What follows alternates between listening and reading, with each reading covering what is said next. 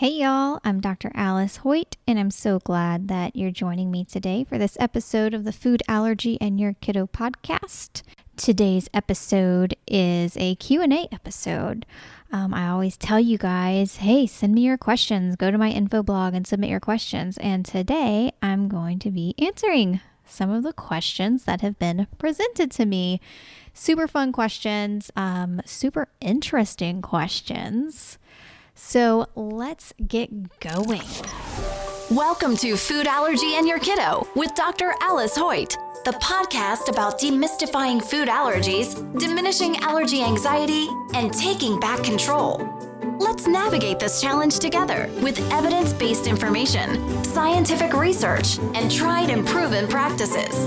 And now, here's your host, board-certified allergist and immunologist specializing in food allergy, Dr. Alice Hoyt. Okay, question number 1. Dr. Hoyt, if a person has a peach allergy, then do they have to worry about having an allergic reaction to honey that was made by a bee that visited a peach tree? Short answer, highly unlikely. Longer answer.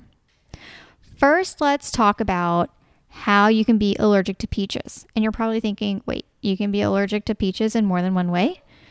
You actually can. It has to do with structure. Allergy is a very structural disease. What do I mean by that?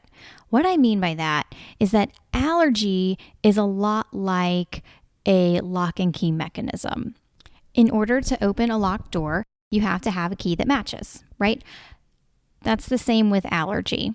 Say you're allergic to peanut. That means that on your allergy cells, you have these peanut allergy proteins or peanut allergy antibodies. And when you eat peanut, that peanut actually binds to those antibodies on your allergy cells. And that binding occurs because the peanut protein structure fits nicely and matches that allergy antibody, that peanut allergy antibody. It matches it like a lock and key, or like two puzzle pieces fitting together. Now, there can be times, and that's what we're going to talk about today, where the protein structures of some allergens, especially when it comes to produce or fresh fruits, some nuts, that those protein structures look a lot like pollen structures. So then when you're allergic to, say, birch tree pollen, and you take a big bite into an apple, and that apple contains proteins whose structures look a lot like birch tree pollen, then the immune system in your mouth gets kind of confused and thinks you're eating something to which you're allergic.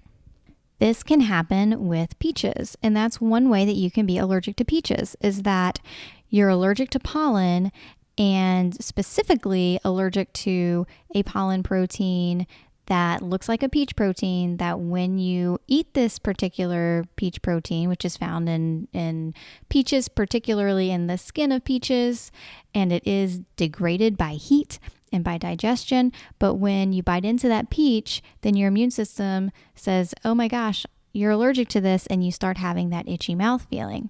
Now, most of the time, especially in the United States, when you have that cross reactivity between that pollen protein and that peach protein, that protein is degraded very easily, and you don't have anaphylaxis. You don't have a severe allergic reaction.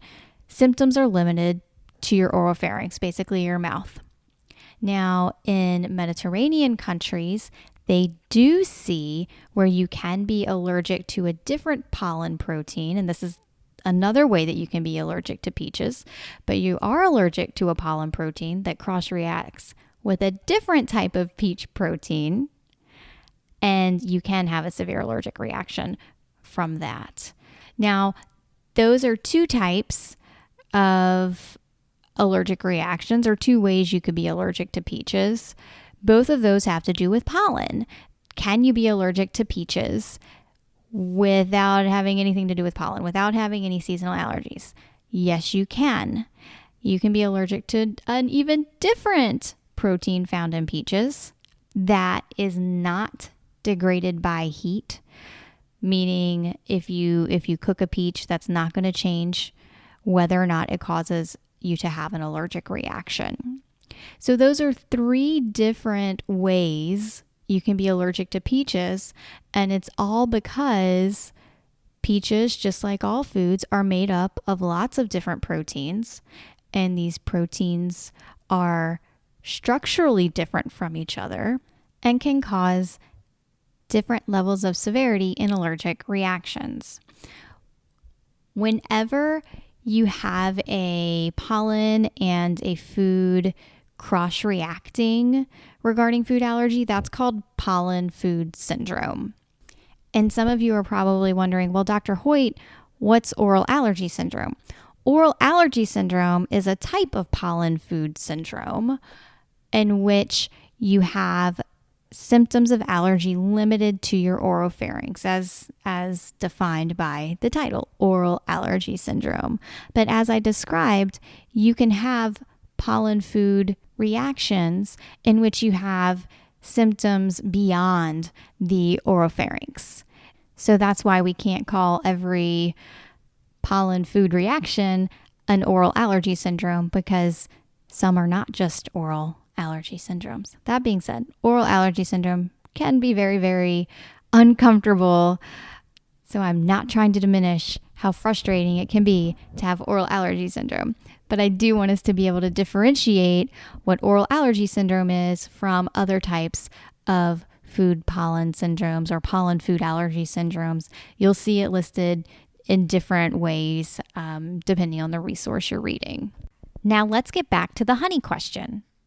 In theory, is it possible for a bee's honey to contain a pollen to which you are allergic and that cross-reacts with peach and causes anaphylaxis? Yes.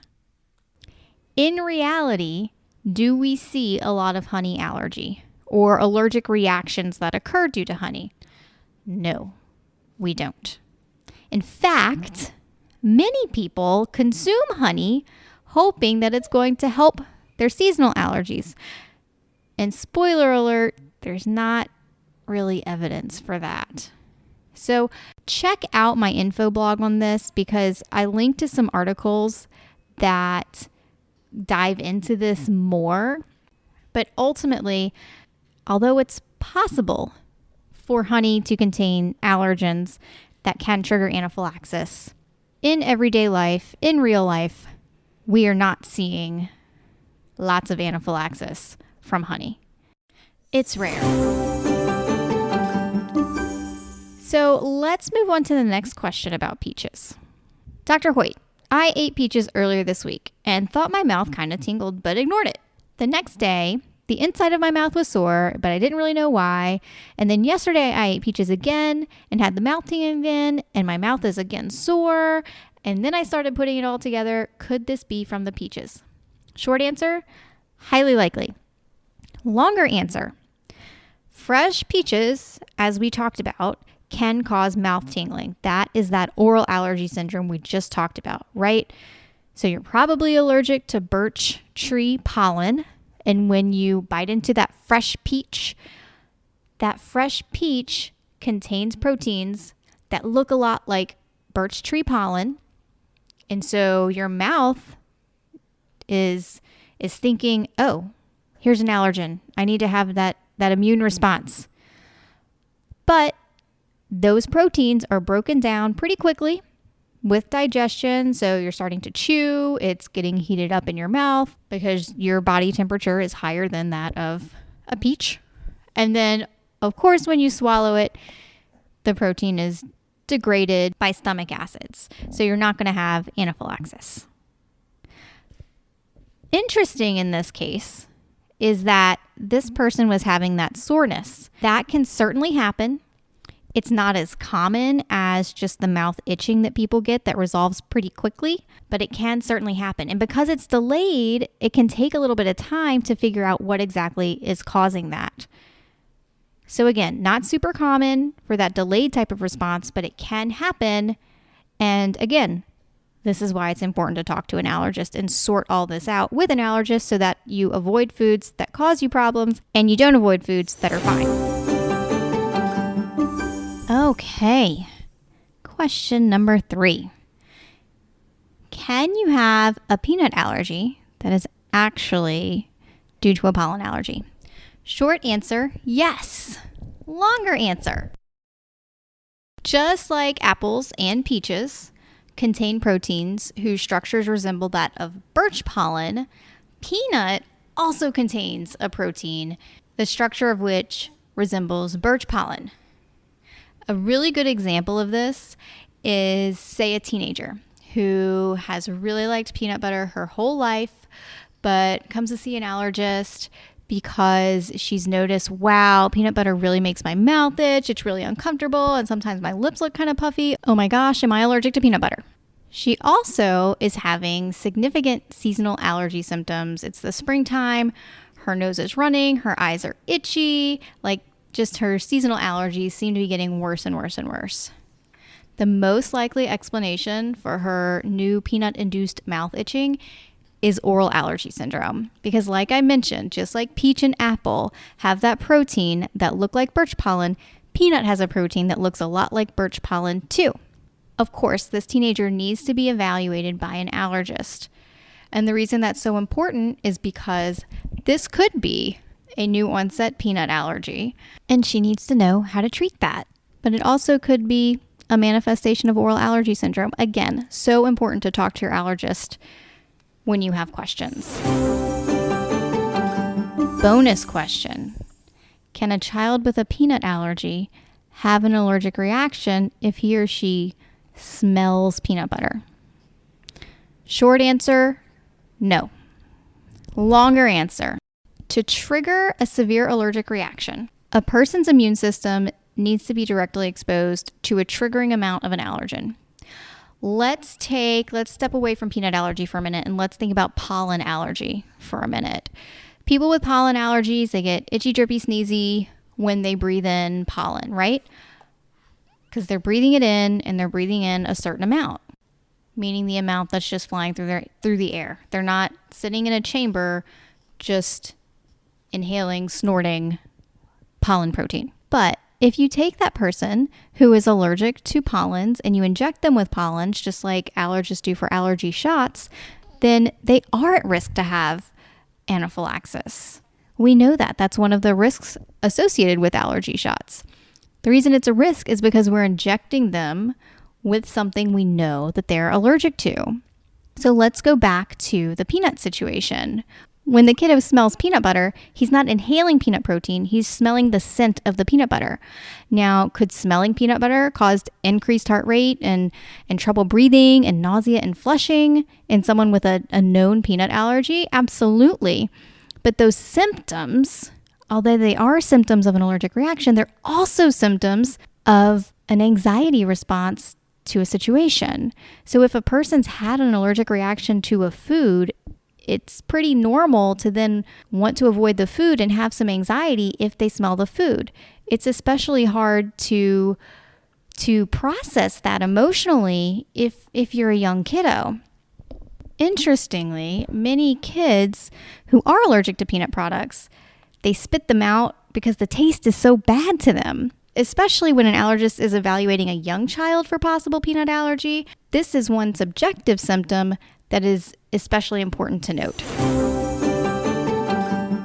So there we go. We have talked about peaches and pollens and peanuts, and I've answered some of y'all's questions, so keep them coming. And remember, I am an allergist, but I'm not your allergist. So talk with your allergist about everything you've learned today so we can keep demystifying food allergy. God bless you, and God bless your family. Thanks for listening to this episode of Food Allergy and Your Kiddo with food allergist Dr. Alice Hoyt.